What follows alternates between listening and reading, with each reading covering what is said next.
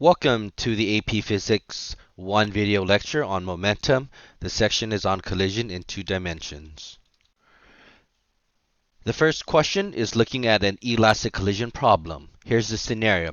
A ball MA with 2 kilograms goes at 12 meters per second towards a stationary object MB of 8 kilograms. After the collision, MA is now stationary. What is the new velocity of MB? Here's the answer. This is an elastic collision because they come together, hit, then they move apart. Let's label the information here. Mass A is 2 kilograms. Mass B is 8 kilograms. The initial velocity of A is 12, and the initial velocity of B, which was 0 due to it being stationary. The final velocity of mass A is 0, and our question mark is the velocity of B final. The equation for conservation of momentum is given like this. The initial velocity of A plus the initial velocity of B is equal to the initial momentum of A plus the initial momentum of B is equal to final momentum of A plus the momentum of B final. You could plug in the values, do the algebra, divide, and you get the value of 4 meters per second for velocity B. This is a traditional conservation of momentum question.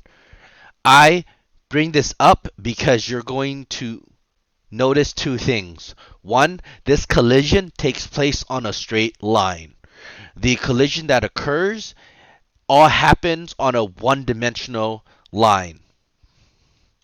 Second, the one-dimensional line that is referring to is looked at the x-axis. Our traditional conservation of momentum always happens on the x-axis. So this brings up the question, what happens when it is a two-dimension collision? So here the information is still the same, but this time they add in other parts here. After the collision, mass A moves off at 30 degrees above the x-axis and M2 moves off 60 degrees below the x-axis. How does the conservation of momentum equation change? Let's take a look here. After the collision, the mass A is above at 30 degrees. That's what it means there. And below is 60 degrees. That's what it means there. Let's look at the answer.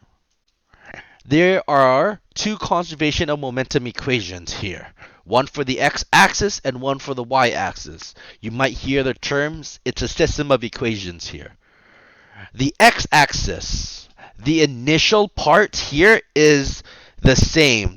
Nothing has changed. The reason why nothing has changed is because this initial situation did not change. The initial condition is the same. What changed is the final part. So the object here has a cosine part attached to it for it being in the horizontal component. So this would be its momentum times its final momentum times the cosine because it is in the horizontal direction. Then the bottom object, which is on the bottom's final momentum, MB VBF times cosine as well. The cosine is because this is the horizontal part of the velocity, of the momentum.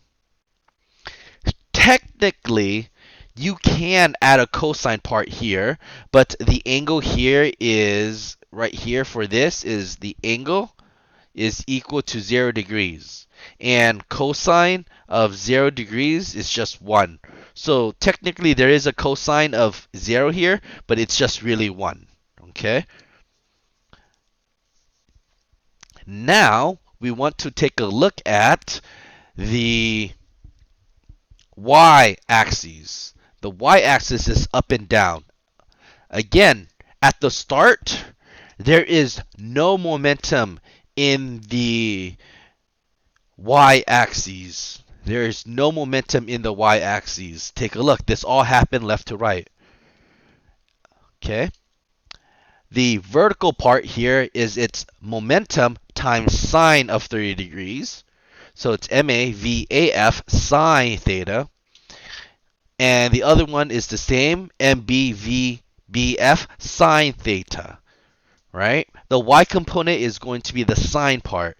So technically, you can write MA VA naught sine theta here, but the sine here is 0. Sine of 0 is just 0. So this automatically would go to 0. So technically it's there, but the theta makes it 0. That's why these two parts at the initial condition before the collision is 0 in terms of its vertical velocity. So there you go. This is how the conservation of momentum equation is adjusted for the x direction and for the y direction. This is a typical problem for the elastic collision when it's 2D. Rarely will they actually ask you to calculate using this, but they might ask you to do something like this or a conceptual understanding of this process. All right, so here a ball MA with 4 kilograms goes at 12 meters per second towards a stationary object with the same mass. After the collision, MA moves at VF off at 30 degrees above the x-axis, and M2 moves VF off at 60 degrees below. Wait, not above. This is supposed to be below. Below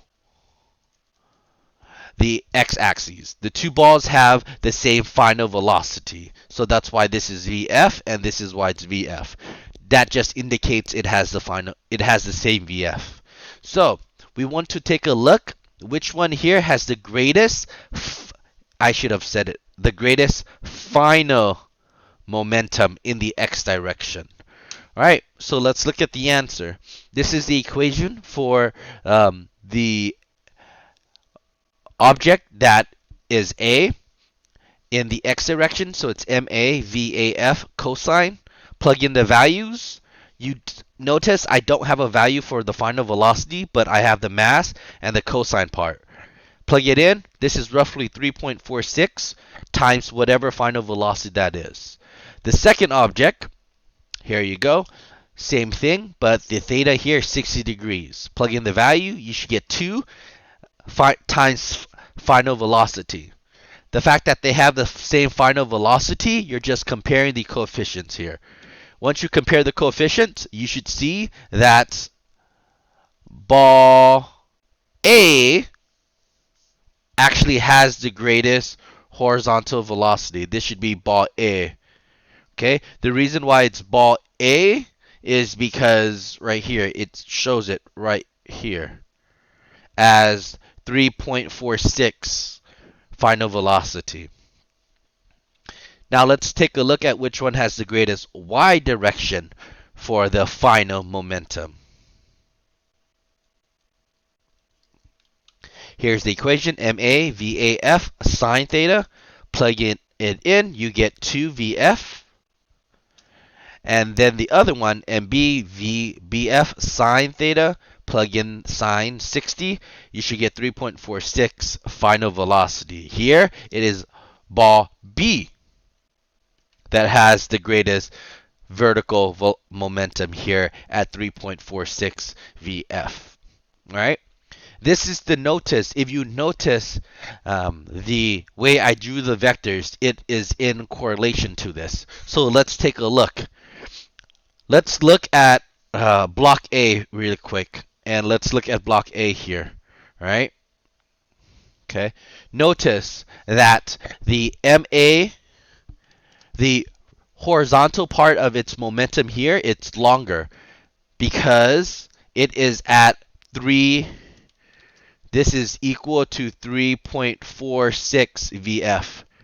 Then the vertical part is your, I think I wrote it 2 VF here. That's why the horizontal part is longer. The vertical part here is shorter. This makes sense because the net is like there. Same thing down here. Let's take a look for the part that is down here for mass B. Okay, so it's this part.